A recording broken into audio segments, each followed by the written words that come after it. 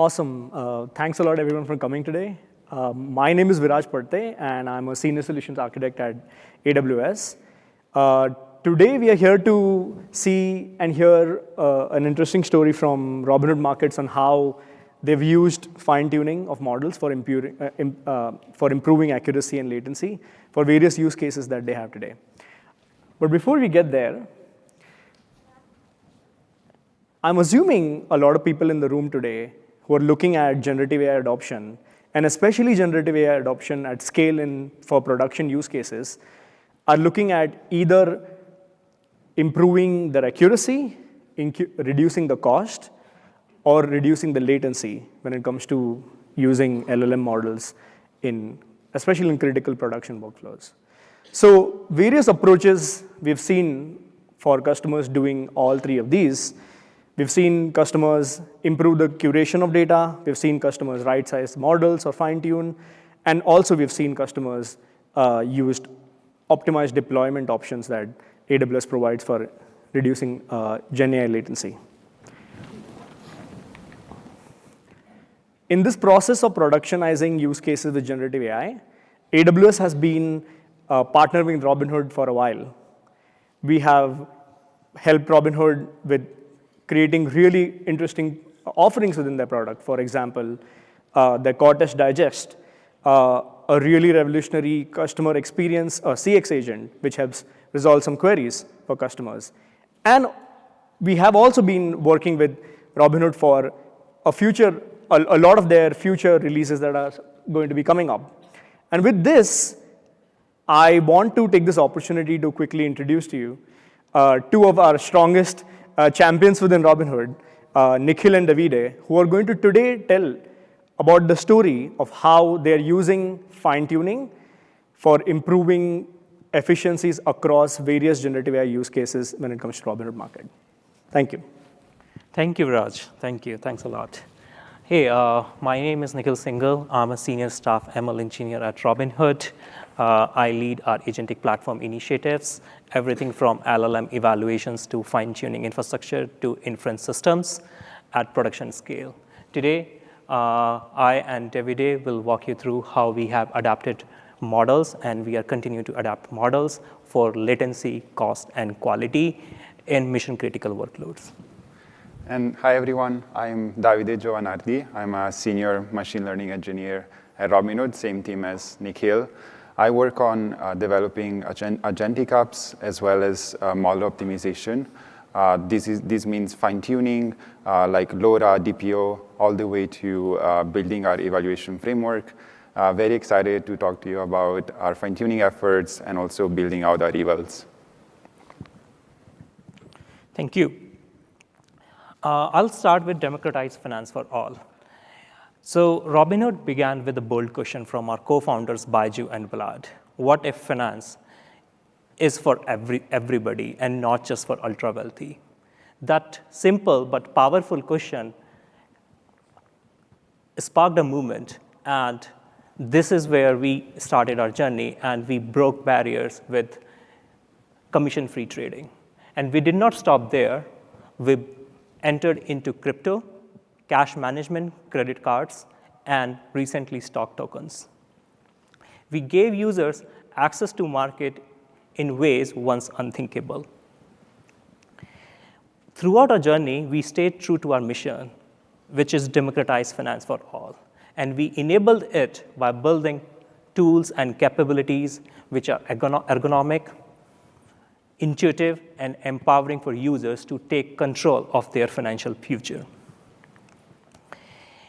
Coming to Robinhood's AI vision, we believe for us to truly realize on our mission, which is democratizing finance, we believe that we need to give users the same level of support and insight as ultra-wealthy. And for that, we need to harness the transformative power of AI and machine learning. So for us, AI isn't just a feature. It is one of the cornerstones for us to fulfill our mission. Thank you. Realizing that mission, though, means that we need to build agent that work for millions of users simultaneously. Let's take this out of the abstract and talk about one of our agentic use cases at Robinhood. This is Cortex Digest. We've all been there. We open the app, we see a stock jump 10% or maybe like tank 5%, and our first question is, why? To answer that, usually you kind of have to be a detective. You have to read summaries, you have to scour analyst ratings, all the news possible, and that takes a lot of work. What we did with Cortex is that we are doing that detective work for you. But finance is a hard domain. We can't have hallucinated summaries. We can't have vague or not clear digest. So this is where fine-tuning becomes our power. A fine-tuned model is usually better at, for instance, vocabulary. It knows that advice is not just a traditional word. It actually means guidance in the financial terms. It's also really good, fine-tuned model is also really good at being more objective if fine-tuned properly, and for instance, giving a balanced view that is compliant. And finally, it learns importance. So it may learn that an analyst report is more important than a random blog post. So back to Cortex Digest here on the right, we see that it's processing all this data, and it's kind of telling us why a stock may be up or down. But the next question is, okay, we know why, but how do we act on this knowledge? This brings us to the second frontier of our work, and this one is called custom indicators and scans. This solution deals with translating natural language user queries into actionable, executable trading logic. We announced custom indicators and scans at Hood Summit last September, actually here in Vegas. Usually, if you want a chart to light up, maybe like you want a golden cross, as we see in this animation, you have to be a programmer. You have to know how to write scripts. For instance, you have to know how to code in JavaScript. With Cortex, we are removing that barrier. First, custom indicators. With custom indicators, we are giving the option to the user to just ask in plain English for an indicator, for instance, golden crossover, and then under the hood, our agent will write the code, and our aim is also to fine-tune a model that knows and learns indicator syntax and writes the code for you, and then automatically displays that indicator on the chart. With custom scans, we scale this logic to the entire market. We have a scan that will scan for stocks, ETFs, and any asset in real time, depending on the filters that our coding logic will spit out. Now, the technical win here is that we are democratizing algorithmic trading for all, and just letting users use plain English to build trading logic and custom scans. Now, this brings us to our third and maybe one of our most complex use cases, and which also turns out is the primary focus or use case for this talk, which is the CX AI agent. To serve millions of customers, we had to build a solution that is more advanced and goes through different stages of maturity, and it's not just a general chatbot. The first stage of maturity is what we call the foundation. We leverage Amazon Bedrock to handle the heavy lifting here. This is the heavy lifting of inference. We needed state-of-the-art models that take user question and translate these messy user questions in tool calls, in planner actions, in high-quality responses. But having a state-of-the-art model is usually not enough for answering questions in a personalized way. So this brings us to our second pillar, which is knowledge and tool access. We gave our bot knowledge of our internal tools, knowledge of the account history, so that when customer asks for where is my tax form or what is the status of my latest crypto transfer, our bot will have access to those tools and will actually be able to learn how to help you in a very personalized way. And this brings us to our third pillar, which is fine-tuning. This is how we scale ourselves. Now, fine-tuning, for fine-tuning, we used Amazon SageMaker to scale up our fine-tuning effort with methods like LoRa. We will deep dive on that later. We were able to improve on axes like latency at great length. But as we move from a prototype to deploying to millions of users, the next question is, okay, how do we make this sustainable? As we keep adding intelligence, we are increasing our price tag, and this may not be sustainable if we don't take action over time. So this realization forced us to confront ourselves with the fundamental constraint of our industry.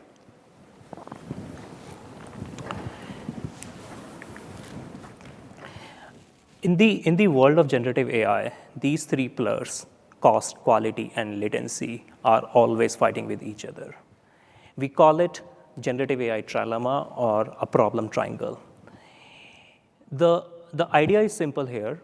If we go after quality and use a large frontier model, we will definitely get quality, but it blows up our latency and cost budget.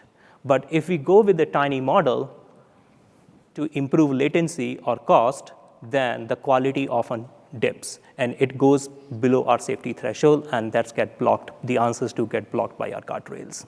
So the problem here is even harder when we talk about agents, because an agent isn't a singleton conversation. It's a multi-tier pipeline where we are making n numbers of model calls. So if one of the calls in your entire agent flow is either slow or producing an inferior quality, it may jeopardize your end-to-end user-facing results or responses. Either they don't get to see, or the guardrail blocks, or the latency is high, and that causes a dip in the customer satisfaction. So how do we go about it? And that's where we want to be very methodological. We, like Davide just now covered, our CX block diagram, where we have three stages. One is the intent understanding. The second is the planner/tool selection, where we understand that which tools to be called to retrieve and to answer a particular user question. And then the third is the final answer generation. We can't just put a large size model in all three stages. We need to be selective, and that's where we need to be methodological. And this is what we will be covering in detail today, that we apply prompt tuning, we apply trajectory tuning, and we are selective when to apply fine tuning to improve on the quality and getting the best of both worlds of the quality and latency, and also the cost.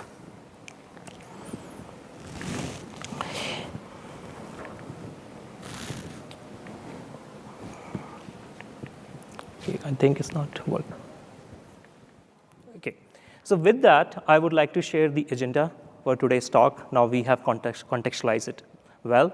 That the first is the foundations. Davide will cover the evaluation and data processing workflows, and then I'll be covering the tuning roadmap, which I just discussed, the prompt tuning, trajectory tuning, and fine tuning, and how we have built infrastructure capabilities over AWS SageMaker and Bedrock. And then Davide will be doing a LoRa deep dive. And with that, at the end, I'll be covering the lesson learned and some of the examples where we have solved these problems. Awesome. So before we talk about learning rates, ranks, or loss curves, we have to talk about evaluation. Sometimes there is a temptation in Gen AI to just vibe check the model, maybe like ask it a few questions, see if it looks good, and then just ship it. But when you are fine-tuning for especially a financial application, vibes are not a metric. We adopted a philosophy at Robinhood of walk before you can run. If you cannot reliably measure performance, then we don't have a baseline. And without a baseline, you have no idea if our fine-tuning is actually improving the model or just making it different. So we realized that we needed to move beyond a simple vibe check and actually build a framework that measures eval, both on the end-to-end scale and also at the task-specific level. So let's talk first about the end-to-end evaluation system. Training the model might actually be the easy part sometimes. The hard part is answering the sometimes uncomfortable question of, did we actually improve the model, or did we just make it different? So to answer this with confidence over time, we implemented a 3-layer evaluation system, and this is especially valid for the end-to-end eval. At the top, we see what we call the unified control plane. So, Is it? Yeah, at the top, we see the unified control plane. This is important because evaluation is not just an engineering task. It's most importantly also a product requirement. So we want to make sure that we are aligned between engineers, product managers, and data scientists, and especially we are aligned on the success criteria. Now, this eval framework is also powered by brain trust, and this brings us to the core, our second point, which is our hybrid evaluation. Now, it's not sustainable to eval millions of chat logs with, for instance, like by yourself or like human graded. So we heavily leverage LLM as a judge for end-to-end automated evaluation. But we don't stop at LLM as a judge. We also backstop it with human feedback and also hand-curated eval dataset, which we will cover later. And finally, at the bottom of the slide, we see 3 types of model. One is our fine-tuned model, but also closed source and open source model. This is our competitive benchmarking criteria. Whenever we want to ship a fine-tuned model, we want to compare it to the baseline, and especially to big models that are either open source or third-party. So this approach gives us what we call system-level visibility, allowing us to sometimes catch regressions before we actually go to production and the model will actually be served to customers.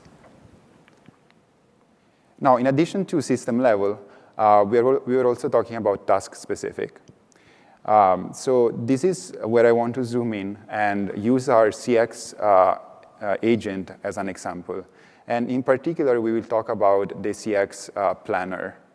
Now, to give you some context, the planner in the CX architecture is sitting between the user question and the rest of the agentic system. So in this case, its job is to create specific tool calls or calling downstream agents. And more importantly, it's not a creative job. It's not necessarily a free-form generative job. So for this particular task, it was very useful to identify some metrics that are not necessarily LLM as a judge. So if we see the first type of metric on the left-hand side, this one we call categorical correctness. We can think of this as kind of like the routing check. So in other words, did the planner select the right downstream tool or downstream agent? So for example, if a customer is asking about what's the price of Apple, and then the planner is actually also invoking the crypto wallet, then that would be a hard fail. So we see that this is a classification task, and it's very natural to use precision recall F1 for this task, which are traditional classification metrics. On the right-hand side, we have semantic intent. So in semantic intent, we are actually dealing with the input argument to the downstream agents. This means that the planner, in addition to routing to the downstream agent, it's also going to give it a query or an argument. Now, comparing those planner-generated queries with a reference set, we want to make sure that the similarity is high enough. In this case, we use semantic similarity and make sure that over time, we have high similarity compared to the reference set, and we are never in the case of low similar input query to the agents. Now, the key point here is that we saw the end-to-end evaluation system, we saw the task-specific, so the question is, okay, do we use both at the same time, or when does one come into play? So by isolating the planner for the task-specific metric, we actually unlock the ability to do very rapid hyperparameter tuning and model comparison when we are fine-tuning. So we are able to zero in a model candidate very fast. And then once we have a model candidate, we reserve the end-to-end, a little bit more expensive and time-consuming metric for the final acceptance. So we'll talk about metrics, but metrics are not super useful if we don't have a very high-quality eval data. And in this case, we'll stick with the CX chatbot. If we look at the left-hand side, we have our sampling and annotation strategy. So with sampling and annotation, we start from real escalated cases, which will end up giving us our gold answer. But let's see how this happens in our case. We don't just pull random chat logs. We actually use our internal platform called Optimus to specifically sample escalated cases. So in this case, escalation means moments where the CX chatbot failed at giving an answer, and the case was actually escalated to a human. So in these cases, it gets sampled and it goes to the QA team, which helps write gold answers, which then will be contributing to this gold data set. But we can sense that this process, although is optimized for negative examples, which are usually the ones that are most important, is usually a little bit slow and doesn't scale too much. So on the right-hand side, we have explored some synthetic data generation techniques. At the top, we see self-play, or a coverage expansion. In this case, we have our gold data set, and we generate variations of the same question to just expand the coverage in the representation in the data set. And then at the bottom, we have some active sampling strategies. And this is very useful because the chatbot, especially in CX, the chatbot will have different intents. So we want to make sure that we are sampling in underrepresented areas, or areas that where the bot has higher uncertainty, or areas where we deem are higher impact based on the feedback data that we get. So by combining the high-quality signals from Optimus and the emerging synthetic generation strategies, we are building a roadmap where our evaluation dataset evolves along our models as well. So this brings us to the so what of evaluation. We don't just build evals to just get a score. We actually build evals for velocity. This means that when our evals are reliable, or when they correlate with human judgment, we can move fast. And one key takeaway here is that we actually stop guessing and start defining our problem with much higher precision. So instead of saying the model feels off or the vibe is off, we can say we have a 5% improvement in quality, or the latency increased by 2 seconds. So once we have this data-driven problem statement, we actually have to decide how to fix it. And that decision actually is exactly what we want to show you next.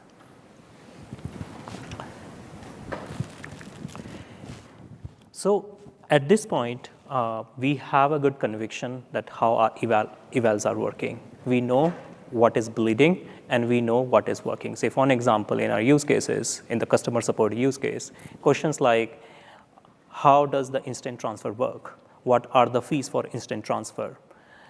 Are typically the easier questions. And our CX agent can just perform good for such cases. But for questions like, hey, why my incoming ACAT transfer has failed? These such questions require parsing through a lot of error logs, joining multiple data sets, and then coming up with a high-reasoned answer to understand and to give to the user an insight that why their incoming transfer might have failed. And this is a typical workflow how a human agent would have operationalized while attempting to answer a user question. So the question here isn't that whether we can fix it or not. The question is rather, how can we fix it in an efficient manner? Because you will always find a smarter model, a frontier model, which can answer more complex queries. But are they the right model for you to productionize? And this is where we are methodological in our approach. We believe that if we look at every problem as a nail, then we will go after overutilizing fine-tuning hammer. We will be like all the time like, hey, can fine-tuning solve it or not? But that itself is a big undertaking, and that is where we want to have this hierarchical approach in operationalizing which tuning method is more appropriate for a particular problem. We start with the base. We call it prompt tuning.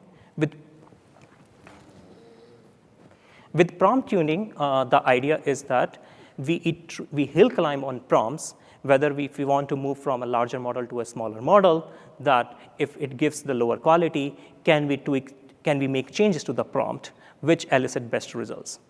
If the prompt tuning doesn't work, then we move to the trajectory tuning. In the trajectory tuning, the idea is you give the model some few shot examples, dynamic few shot examples which carry higher fidelity with the user question.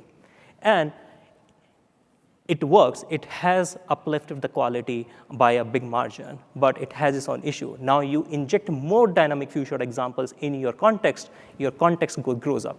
And with that, your input token goes up, and that has an impact on your latency and also the cost.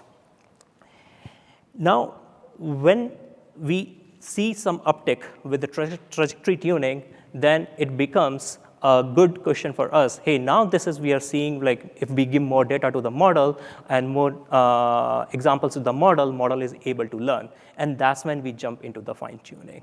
And this is what we'll be talking about, because higher quality means higher self-solve rate. We call it like higher satisfaction for the user.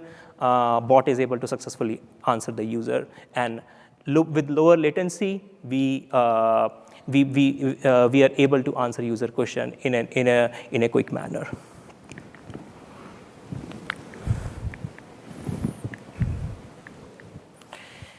So the first is prompt tuning. Before I walk you through this block diagram, like as a user, if I were to tune a prompt, I will basically pick some examples.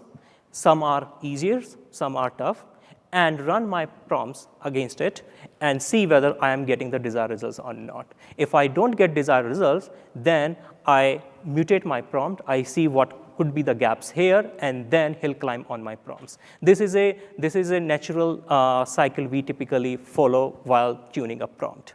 But when we look at an LLM agent, which is multi-stage, you are not just dealing with one prompt, you are dealing with n prompts. And now optimizing all those n prompts itself is a big hassle, and it's a big manual work. And this is where we are leveraging a lot on the prompt tuning tooling, which we have built as a platform capability at Robinhood.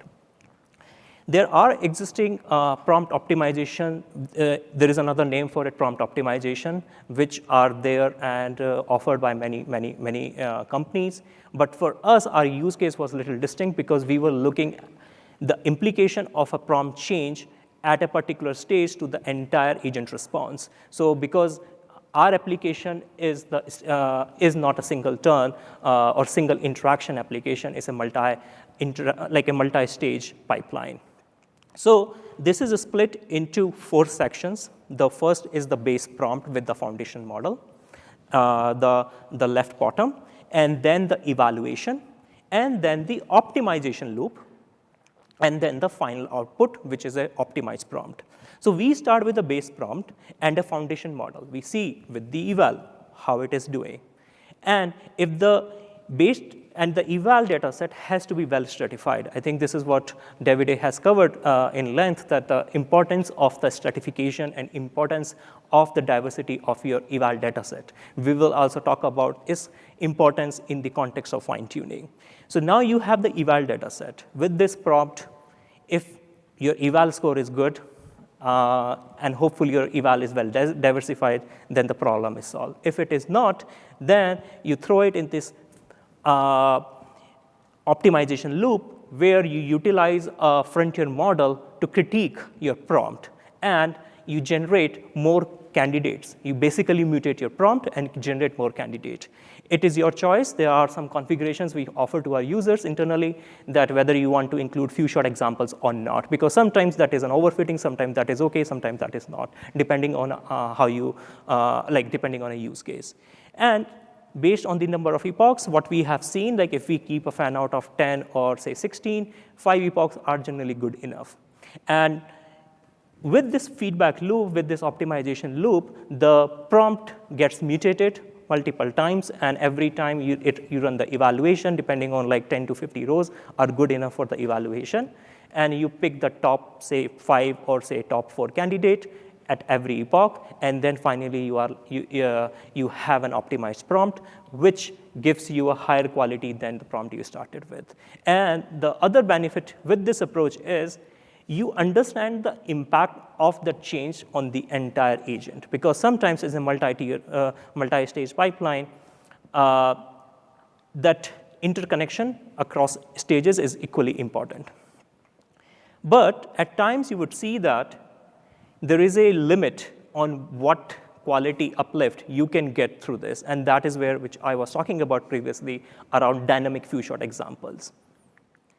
With that, we call it trajectory tuning. Why we are calling it trajectory tuning? Because of the agentic nature of it.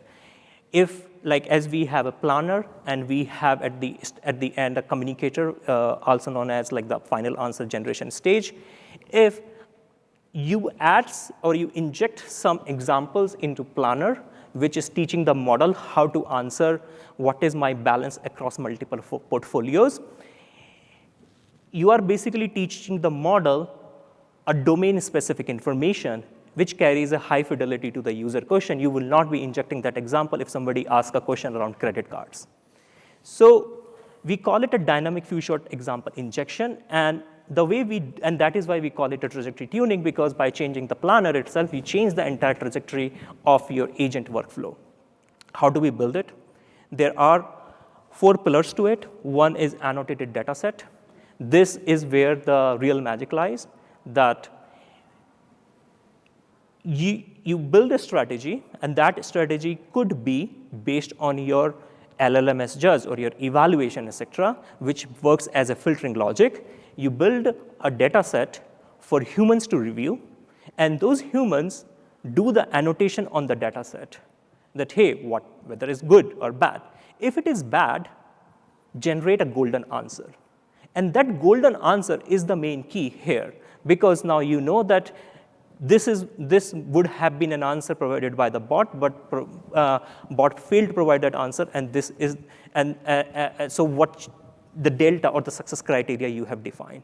So annotated data set, you have your agent, and then the eval loop. The eval loop here is pretty simple, which could be just a similarity or like a LLMS judge that, hey, whether the golden answer or the agent answer are really similar or not, or if there are some figures, like for example, account balance or a stock price, etc., are they similar or not, the factuality. And then a vector DB, which is where you store your updated or high quality few shot examples.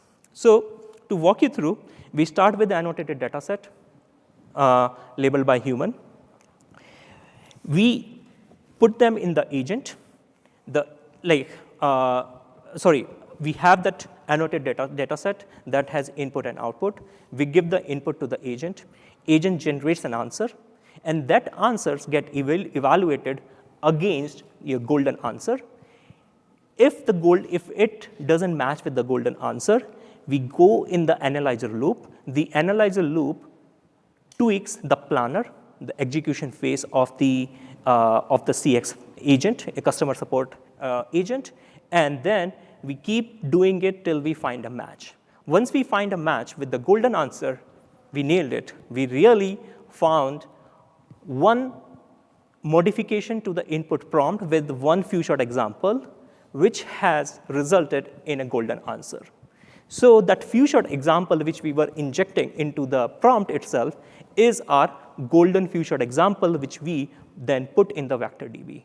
So at the real inference time, For a user question, we do a similarity check or the embedding similarity, and then we retrieve those 5 or 10 few-shot examples from that vector DB, and that uplifts the quality. So this overall is called trajectory tuning, and this takes us way beyond what the prompt tuning could really yield because of the dynamic nature of it. But it has its own challenges. Your context length grows, and your input token grows, and also the latency grows, and also like there are limitations to what you can do just because of the number of examples you can inject into the prompt. With that, we finally jump into the top of the pyramid, which is fine-tuning, where we are not just optimizing the context, we are optimizing weights of the model for our domain-specific use cases.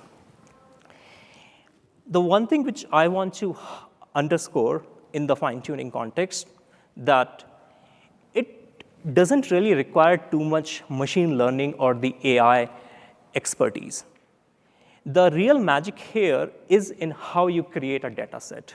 The magic isn't in the recipe, because the magic is there in the recipe, but there are a lot of standard recipes which are out there. For an example, we do utilize AWS Jumpstart. They have recipes for some open source models, and they are ready for use. And you can just play with that. So provided with a golden data set, you can get good results. And it doesn't really require much of a machine learning or the AI domain knowledge. We sometimes talk about hyperparameters. The real magic, again, is in the data set. With hyperparameters, you can try some, and then you will see that you typically get a good quality in say 3 or 4 iterations. And these are serverless iterations, so you are not really paying too much cost in terms of training. You are only paying for the cost for the training time. So here, the first part is the training data set. The way we create training data set, we go after quality, not quantity. It's not that we throw everything to the model and let it learn. That is a failed approach. Sometimes it could work if you are lucky, but that's not the right approach. We basically employ, if we first find a strata, which can work as a dimension to cluster your input data set. For an example, in the customer support use case, intent is one of the strata which we have used. The other stratas are the number of turns, like whether it's a single turn conversation, multi-turn conversation, or whether the user is just asking for like, hey, agent, right? Such cases, so these becomes our stratification dimensions. Once we split our data set across these dimensions, you can use k-mean clustering and sample, say, 5 from each cluster and create your data set. Maybe say 5K or 10K. For our use case, 15K was a good spot. Once you have created a data set, the same stratification or same level of sampling you use just to create an evaluation or a validation data set, which is 10% or 20% your input training data set. You pick a foundational model, depending, like suppose you see 40% quality and your goal is to get the 80% quality. You pick a foundation model. We use LoRa heavily. This is what we have productionized, and this is what we believe that are easy to adopt and easy to roll out in production. And there is good support which we receive through AWS, Bedrock, and custom model import CMI. There are other techniques, DPO, PPO, and in the RFT space, which are at the moment exploratory, and something as we go more in the reasoning model era, I see we adopting them more in the future. And once everything works, we get a fine-tuning model, which should work in the, we should have that quality bump on our eval data set. With that,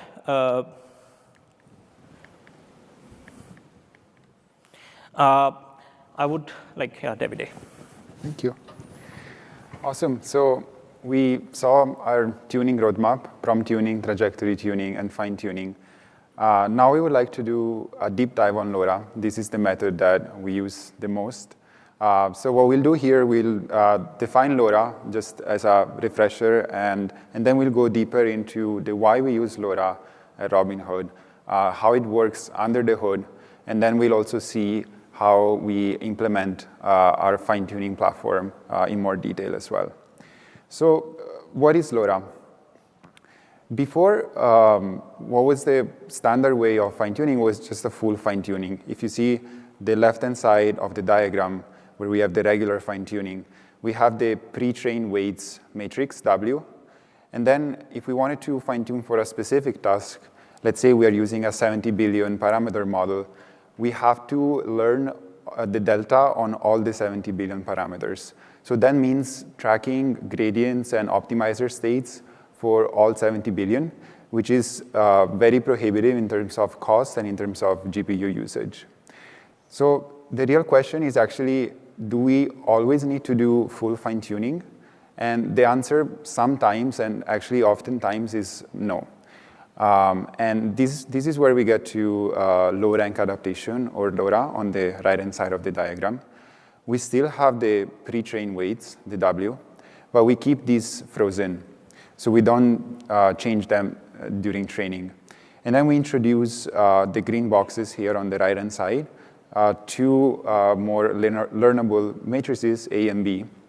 And one of the key things about LoRa is the inner rank, so the rank that you see between these two matrices in the visualization.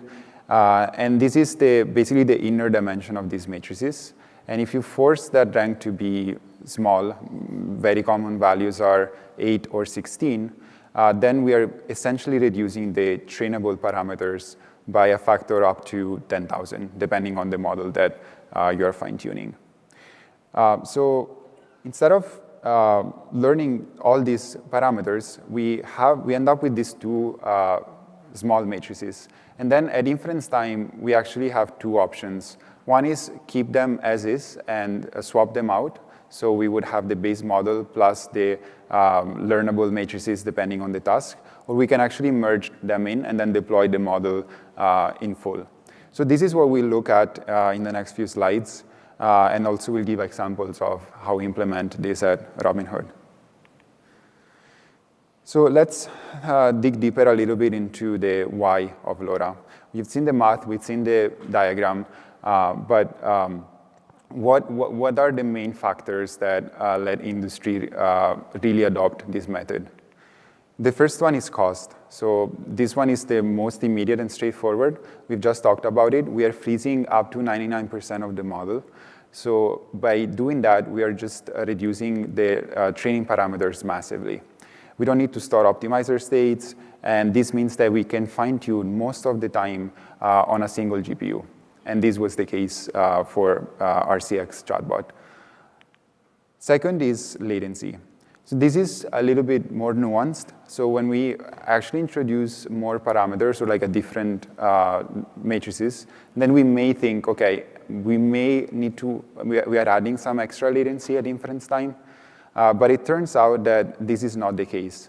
Because the math is linear and at inference time, especially if we just merge these weights with the base model and we deploy the model as is, there is actually zero latency overhead at inference time. And then finally, accuracy.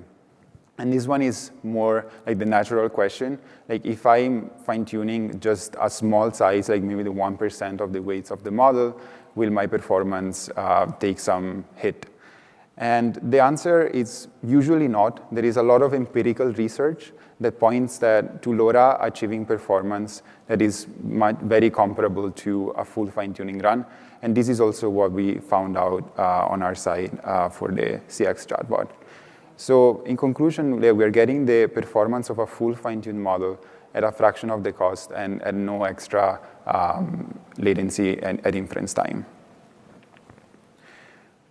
So let's dive deeper and see how does it work under the hood. The first concept here is the integration.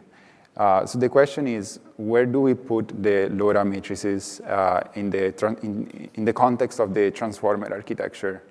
As we see in the two diagrams here, we have the two different types of blocks.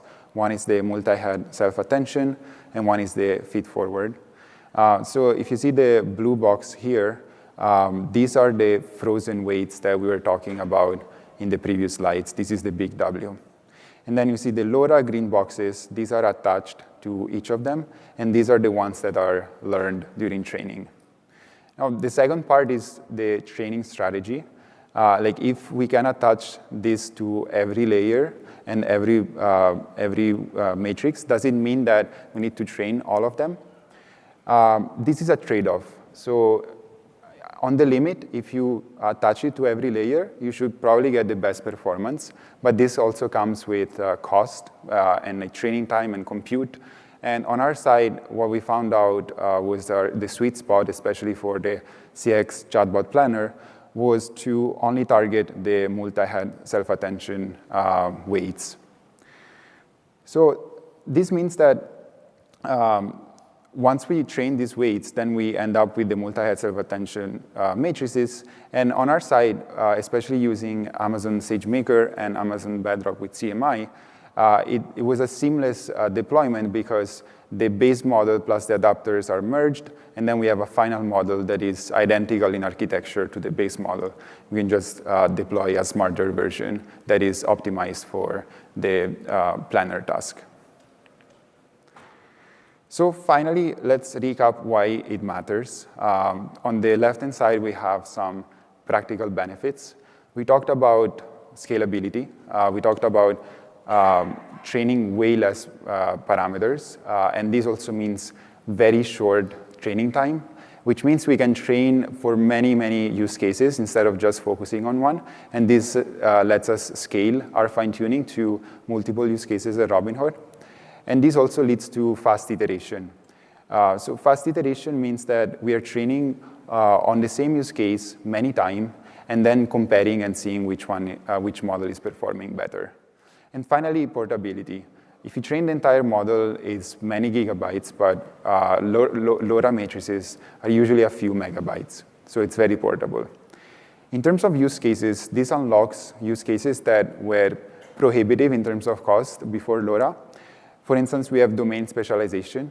We can have a model specialize on SQL language, another in Python, for instance. And then we have persona or tone tuning. For instance, for CX chatbot, it would be very useful to have a more soft tone versus a more objective tone for, let's say, financial writing. And then finally, A/B testing is very effective here because we can train many different versions, maybe like doing some hyperparameter tuning, and then test this directly on A/B testing setup and see which one is received better by the end user. So let's get to how do we integrate LoRa into our fine-tuning platform. The first block here we see is the goal and success criteria. This ties back to the end-to-end eval slide we were showing before, where we have the unified control plane. The first step is always defining the goal and success criteria in partnership with product team, data science team, so to make sure that we are aligned on the goal. Once we do that, then there is the base model selection. We want to choose a base model that is aligned with the goal. So if the goal is latency, we would choose a model versus quality, or maybe a mix of those.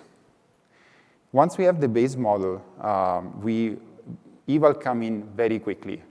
And this is because evals are very important to establish a baseline.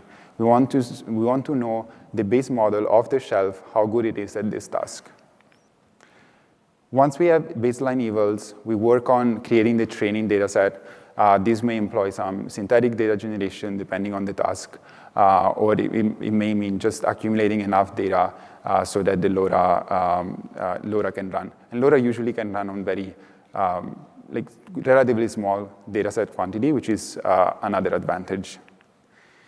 So when it comes to training, we actually developed two paths depending on the use case. At the top, we see standard LoRa recipes. This is what we call the fast path. And here we leverage SageMaker Jumpstart. which is a great tool if you want a quick experimentation and testing your hypothesis. And it allows you to apply standard LoRa recipes and choosing the most common and popular hyperparameters, like rank, for instance, and target weights, as we saw before in the other slide. For cases where maybe the data is a little bit more messy, or when you want to try something a little bit more custom, then we have what we call the power lane at the bottom, and this is more for custom LoRa recipes. This is where we leverage SageMaker Studio and SageMaker training jobs. This is more like what we call our lab. So this is where engineers spend their time testing different iterations and different flavors of LoRa recipes. No matter what lane we choose, either the fast lane or the power lane, we unify the deployment with Amazon Bedrock, and specifically with custom model import, or CMI. And this allows us to seamlessly deploy our model, which also connects to Robinhood LLM gateway, which is very important because some engineers which don't work on fine-tuning, they don't care where the model is coming from, they just want to hit our API or our endpoint and actually use the model. So this is like providing an abstraction layer for them and making it very easy to use. And finally, we have the eval-based iteration loop. So we don't stop eval at the baseline. We make sure that once we have the model, we rerun eval, we make sure that it's better than the baseline. And if so, we ship it to production. If not, we do iterations until we see improvements. With that, we discuss a lot about technical details and the ideas, etc. Let's talk about some numbers and what we have received in production. So with our LoRa fine-tuned model, for one of the stages in CX agent, we have received more than 50% latency savings. And to put it in more perspective, that what 50% is, our previous model was giving us 3 to 6 seconds of latency, and with the LoRa fine-tuned model, we cut down and dropped it and brought it within 1 second. The major gain was on the long tail, because we were seeing like P90, P95, the latency was upwards of 5 seconds, and that was causing some dissatisfaction at the user because they were like, oh, why it's taking so long?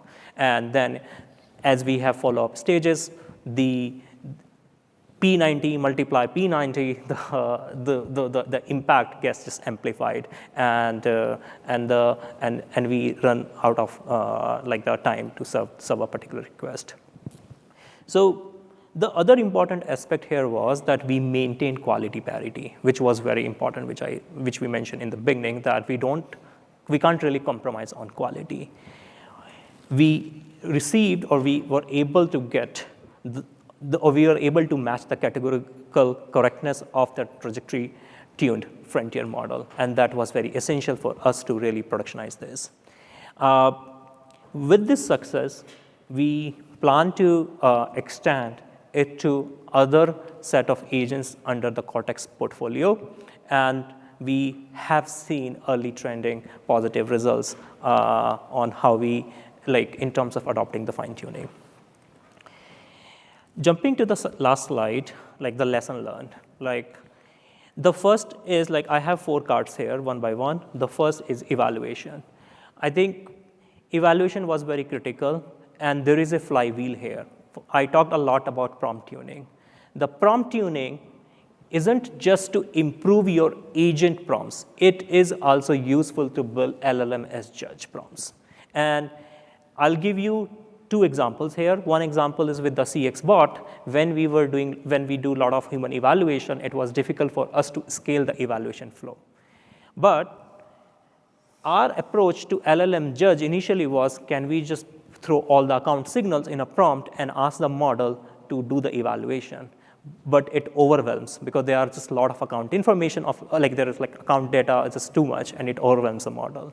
We built a 2-tier approach, leveraging prompt tuning, where we first collect the necessary signals which are needed to answer a particular user question, and we use that in the second step. We just use that information to evaluate.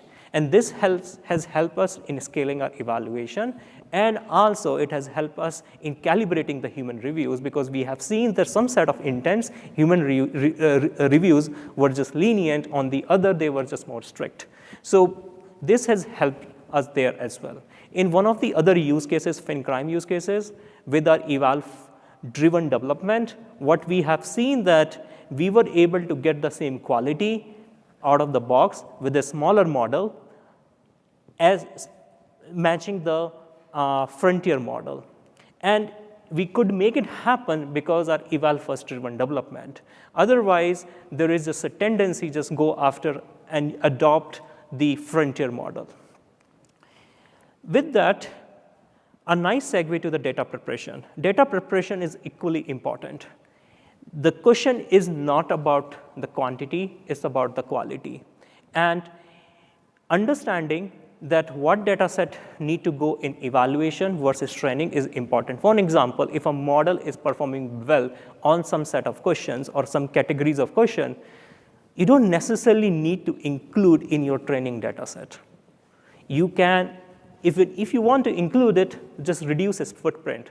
But you should definitely include it in your evaluation data set so there are no regression. So with that approach, you just apply the same approach to create eval data set and the fine-tuning data set. With that, we covered the tuning, the methodology, which ensures that we are using the engineering resources efficiently and not using the fine-tuning hammer all over the place. Prompting, and then the trajectory tuning for the dynamic few-shot examples, and then the fine-tuning for the additional quality gain. The last piece here is the inference. We work a lot with AWS Bedrock and CMI, where we have customized our inference capabilities. We pick hardware, whether it's H100, A100, or some other hardware, based on our needs, whether we want to optimize latency or cost. And there are other techniques, including prompt caching. We definitely leverage them. So for an example, if there are prompts in your agents, move your static contents towards the beginning. So the model isn't building the attention KV cache on every user question. It reduces your cost and also reduces the latency. So it has multiple benefits. Leverage prompt compression. There are, like if we study the input data or the input prompt which is going into the model, there are a lot of opportunities on compressing the data. Can you change the way you represent your data? Is tabular a better way to represent your data? Can you remove some UUID from the data? Can you remove the null values or the columns from the data? And this overall helps in ensuring that the input token counts are low, which brings two benefits at once, which is the latency and the cost. With that, I want to say thank you, and thank you for attending this talk. Yep, Raj. Thanks a lot, Nikhil. We appreciate you all spending the time here. Just one last note is, if you can see Robinhood, which is working in financial services, regulated industry, they can be so sophisticated with using all the various AWS services for shipping more generative AI-powered workloads to production. You all can do it too. So hope you got some really good lessons and some ideas on how you can use this more reliably in your production workloads. Thank you.